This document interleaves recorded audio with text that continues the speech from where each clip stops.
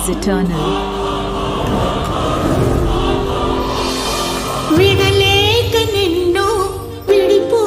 శైలు, ఎలా ఉన్నావు? ఇక్కడ నేను చాలా బాగున్నా.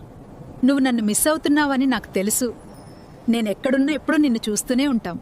నీ ఆరోగ్యం ఎలా ఉంది? సరిగా తింటున్నావా? నా గురించి ఎక్కువగా ఆలోచించుకు. అమ్మ లేదు అని బాధపడ.